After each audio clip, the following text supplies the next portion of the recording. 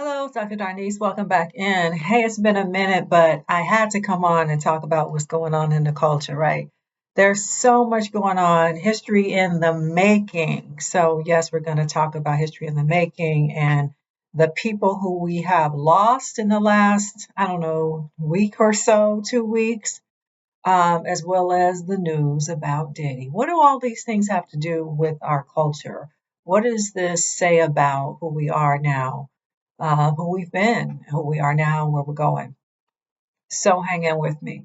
First of all, for the culture, Frankie Beverly passed, right? That was like we have all gotten so used to Frankie Beverly being on tour constantly that I don't think any of us could like conceive of him not being around. I mean, he had just announced his retirement, and that was enough. It's like, wow, he really not going to be at Essence Fest no more.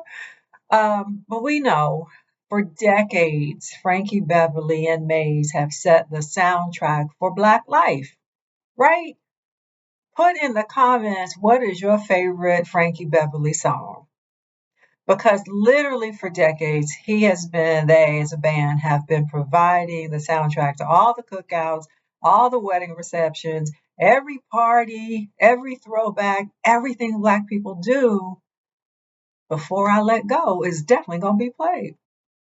At least the golden time of day. I mean, we could go on. So put in the comments your favorite Frankie Beverly song and whether or not you ever saw him. It's just an amazing contribution he made. And though we may mourn, right, we'll miss his voice. At the same time, he gave us so much because so many of our memories have him as the backdrop.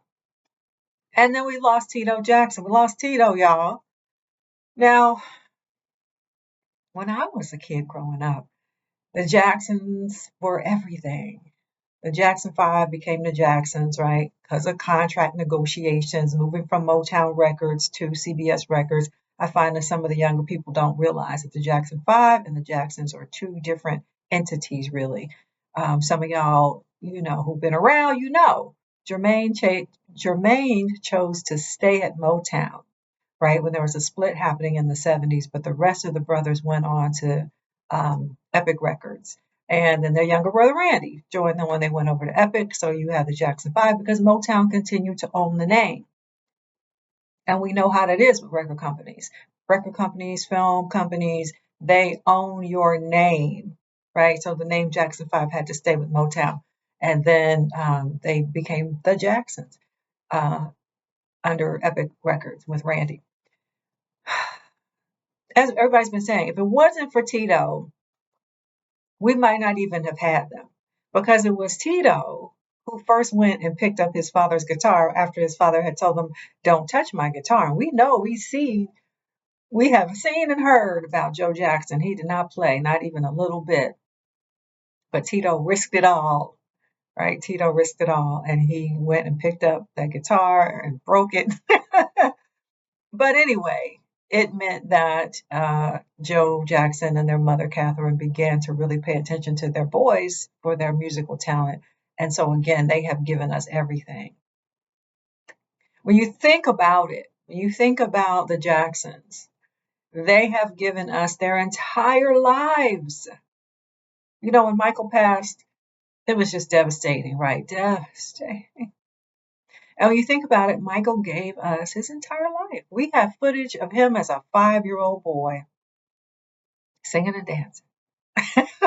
And by the time he was 9 years old, already creating hits. So, in a way, we as a culture, as a society, drained Michael. I mean, we can realize that. We drained Michael.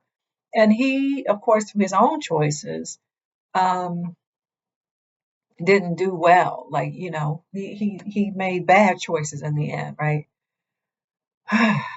Because the expectation was so much from the culture, from us. The expectation was so great. And then he was trying to outdo himself always. Anyway, so the Jacksons have set a standard. And if y'all want to write in the comments, what's your favorite Jackson 5 song? What's your favorite Jackson song? What's your favorite Tito moment? And what also is so interesting about Tito is he was a one name wonder, right? Like when I heard the news, I don't know, it was a few days ago, and I checked my phone or something at the very end of the day. It was probably like somewhere between midnight and 1 a.m. And I saw that news, and all it said was Tito has passed. There's no other Tito. I mean, we know there are, right? Tito Puente. We know there are, but for our culture, when somebody says Tito, we know you're talking about Tito Jackson. Okay, so I began to post on Facebook Tito, and everybody was like, "You can't be talking about Tito Jackson." So again, these are people who have set um, a soundtrack for us, have poured into our culture, right? They have made a great impression, and they have given us an amazing legacy that will continue on. And that's why I said it's important for us to know our history always, and definitely to share with your children and your grandchildren. As I'm always saying, y'all hear me all the time. And yes, I got the whole reading list I made for y'all. I created a course. Remember, I made that course, right? I'm going to put the link to the course in the description box, and you can go look at it. It is, but use these things as they happen to talk to your children and your grandchildren, your nieces, your nephews, whoever the young people are in your life, and tell them this is why Frankie Beverly was so important. This is who Tito Jackson was and who they were for decades. Because, they grow up now, they look at Michael Jackson like, wow, but at the same time, they have no idea of Michael's impact. They're just like, oh, yeah, yeah. Michael and Prince, really. They just are like, whatever. It's up to us, as I always say. Okay, and lastly that I'm going to talk about is Diddy. Okay, so he doesn't belong in the company of Frankie Beverly and Tito Jackson in terms of a positive legacy. But what we're looking at here could possibly be another trial of the century situation, because there's going to be so many layers, so many revelations. I mean, is he getting ready to spill the tea on who? Who he's getting ready to throw under the bus? Who? We don't even know yet. And so, just as that OJ trial became a cultural event, this thing around Diddy is becoming a cultural event already, because it is so enormous, and it has tentacles, and it's going to brush up against so many other, particularly Black artists, right? This is a whole downfall of a Black empire, and it is, meaning his company, Bad Boy. And it is going to have ramifications for other Black artists. And so, we need to pay attention to it. And again, when we're teaching our children, our grandchildren, because they're gonna be like, oh, that's old school. Like, they don't know Diddy. So now when they see this, right? So we have to always give context and say, this is why this is so important. This is why his downfall means more than just his own personal downfall. And he deserves it. He deserves it, right? He's done some heinous things, and it's all out there in public now. It's all out there in public. Just, there's no defense. I don't know what his defense attorneys are going to say, but there's no defense. And so we are going to, as a people, endure it, because, whenever something happens in the world, a crime or whatever, what have you, when it is a Black person, it has blowback on all of us. And so if there's a whole bunch of Black artists in this case, which there are, it's going to blow back on all of us. To what extent will this affect the way record companies give support to other Black companies underneath them? Right? So if there's CBS, Sony, right, are they going to be willing to bring in Black leadership, or to give what they call a vanity label to another Black artist and let them just run with it? because they have a potential liability. Are they going to say, you know what, these rap artists, they're just too much of a liability because it's too much of everything going on? I can't say on YouTube. Too much of everything going on, and we can't be liable. And so, will that mean that fewer Black artists get that sort of economic support from the major labels?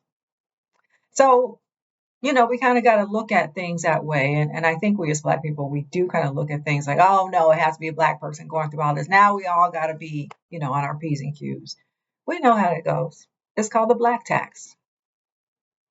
That Black person over there did something wrong. All y'all did something wrong, right? So, anyway, I don't even know hardly what to say about Diddy. I feel like there's nothing to say in a way. What else can we say? But you can add in the comments. I don't think there's any way of anybody saying he's innocent or he's being railroaded. There is no way. And anybody who halfway thinks that he's not guilty, I will say to you, what kind of proof do you need? How many women have to speak out? Really, people, right? But in this case in particular, how many women have to speak out before you do believe? Those who say, why didn't they leave? Well, have you ever done any research and found out what happens to people who are abused for a long time? They lose their sense of self. They lose their self-esteem. They are in constant terror. That's why they don't leave.